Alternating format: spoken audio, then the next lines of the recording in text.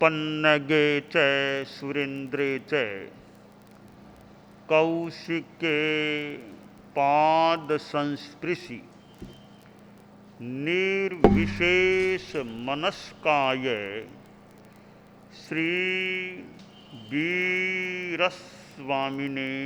नमः।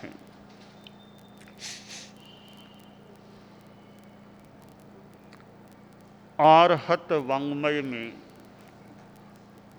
कहा गया है, आया वया ही चय सो उमल्लम कामे कमाही कमियंखु दुखम छिंदाहि दोषम विण इज्जरागम एवं सुही हो हिषि संपराए। आदमी सुखी कैसे बन सकता है, रह सकता है? प्राणी में सुखाकांक्षा, सुख प्राप्ति की इच्छा रहती है। सब्बे पाणा परमाहम्या 10 वे आलियम का शब्द है। सब प्राणी सुख स्वभाव वाले होते हैं। तो सुखी बनने की इच्छा का होना एक बात है, सुखी बनने के लिए प्रयास भी वैसा होना चाहिए। शास्त्रकार ने कुछ सूत्र बताए हैं, बातें बताई हैं, उनके द्वारा आदमी सुखी बन सकता है। पहली बात है, आया वया ही चय सो उमल्लम अपने आप को तपाओ, आतापय तपाओ और सुकुमारता को छोड़ो। आदमी के सामने कुछ कठिनाई आती है तो आदमी दुखी बन सकता है।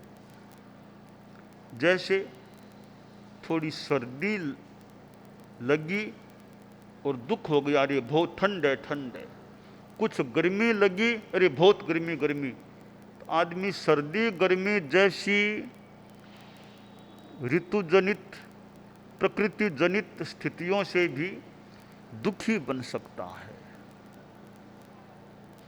किसी ने कुछ कड़ा कह दिया, डांट दिया, उलाहना दे दिया तो आदमी दुखी बन जाए, रे मुझे इतना कड़ा कहा गया,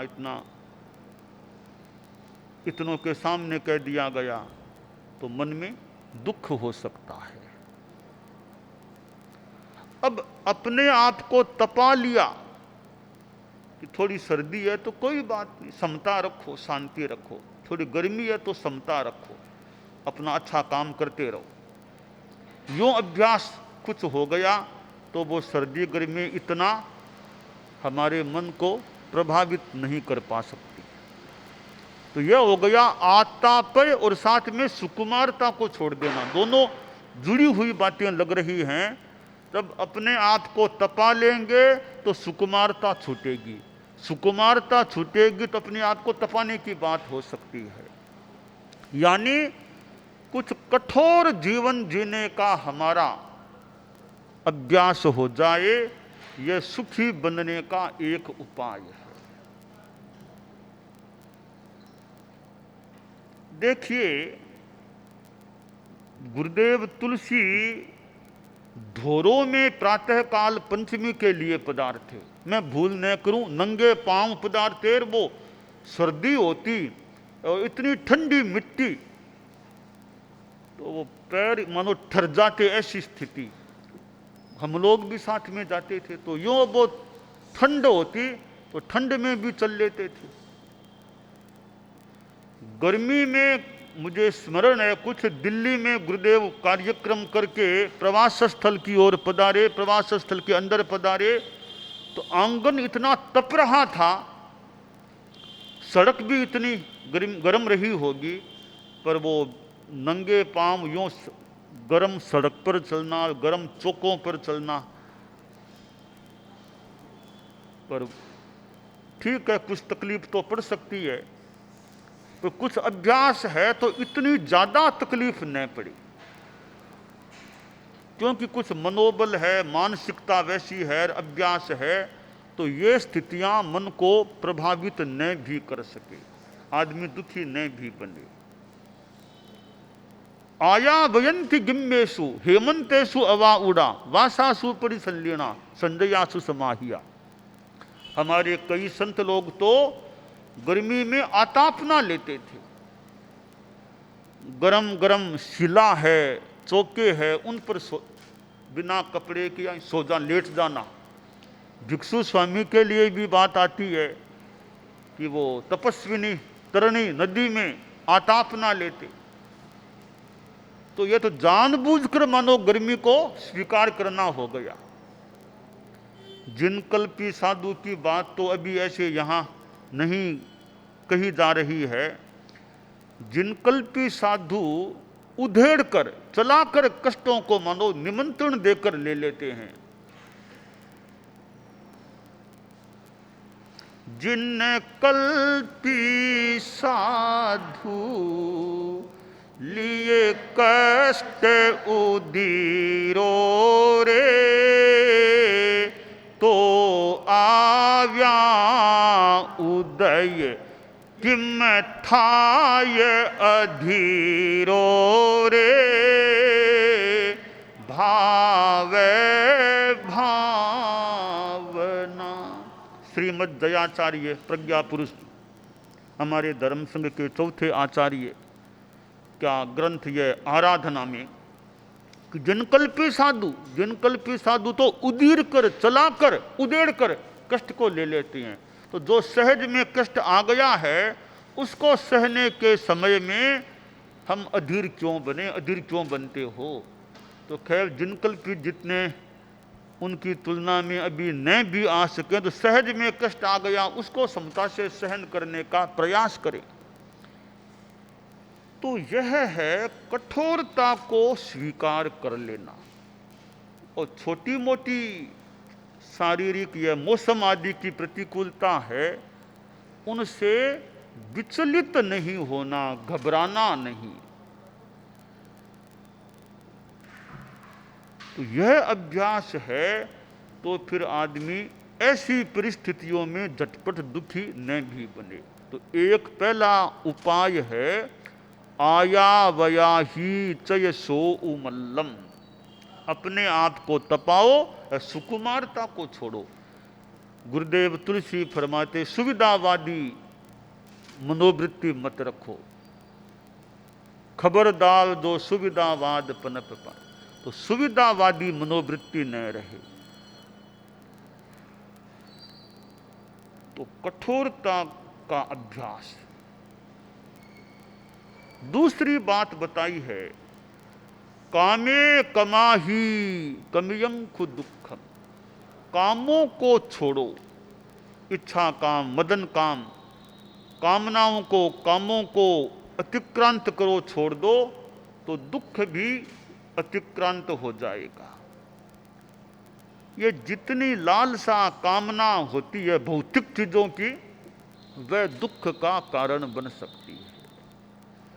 कामना, बाह्य कामना, अच्छी कामना तो साधना की कामना तो वैसे ठीक है, पर भौतिकता की कामना है, वो कामना दुख का कारण बन सकती है। जहां कामना दुख वहां तैयार है। कामना अगर पूरी हो जाती है तो कई बार आगे और कामना बढ़ जाती है, और चाहिए, इतना हो गया अब और चाहिए, और चाहिए।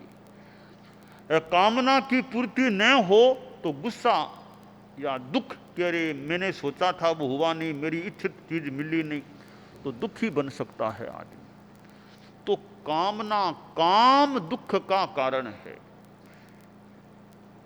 इस काम को छोड़ दो, कामना को छोड़ दो, तो दुख भी दूर हो सकेगा।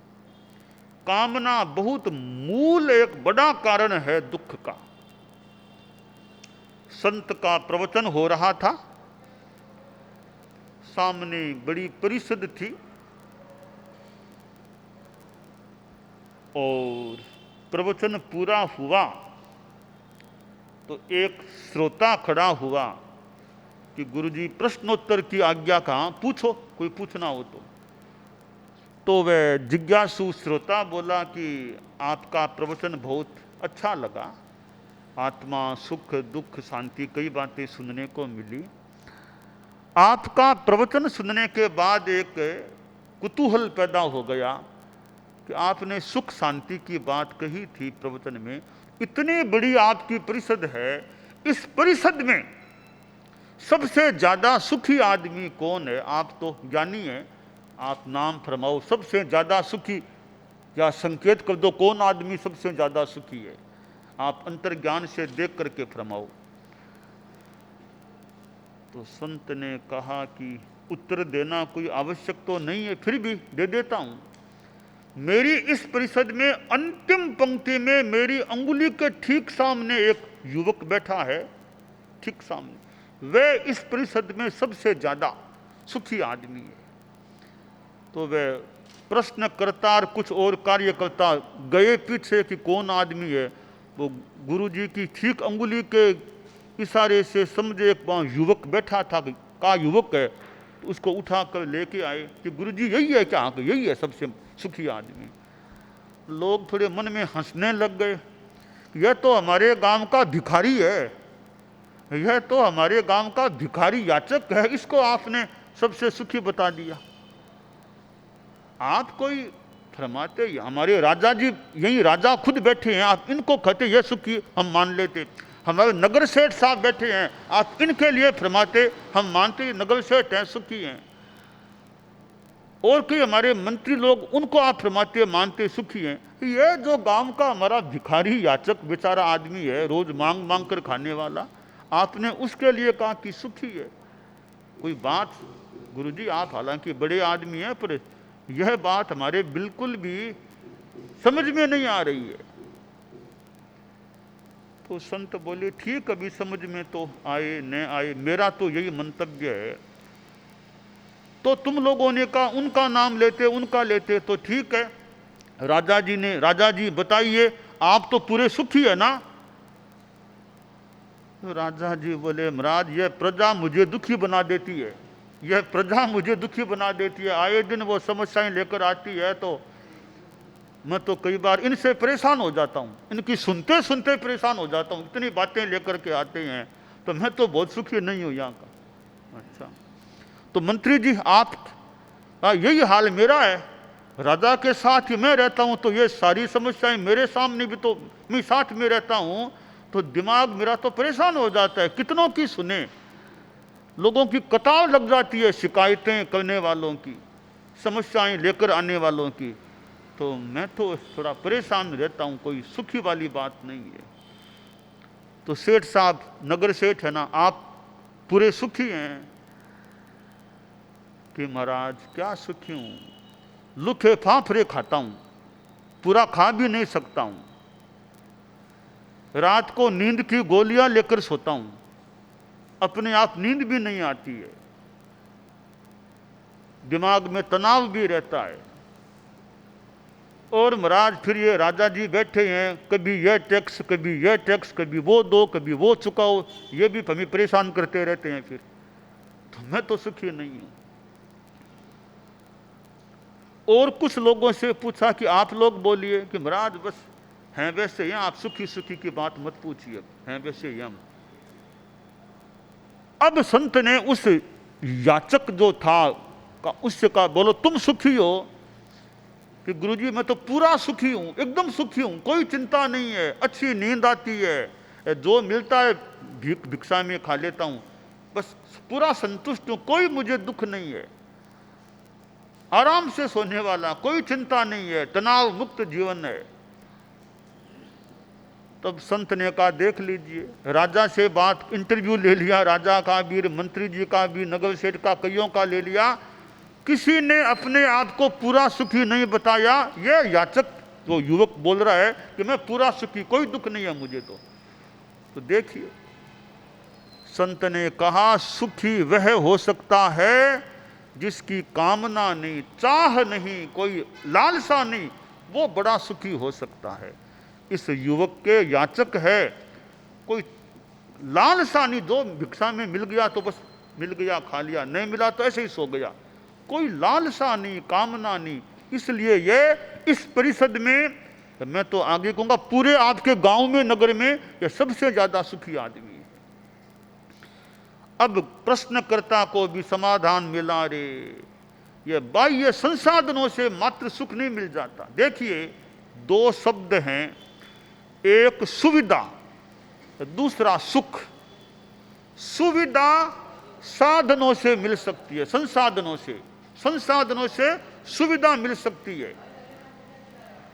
आपके पास बड़ा अच्छा बंगला है, एसी के कमरे हैं, और ऑफिस में भी एसी एयर सब सुविधाओं के साधन हैं, तो आपको ये सुविधाएं तो मिल गई, पर सुविधाएं मिलने पर आपके मन में शांति है, सुख है, वो कहना मुश्किल है।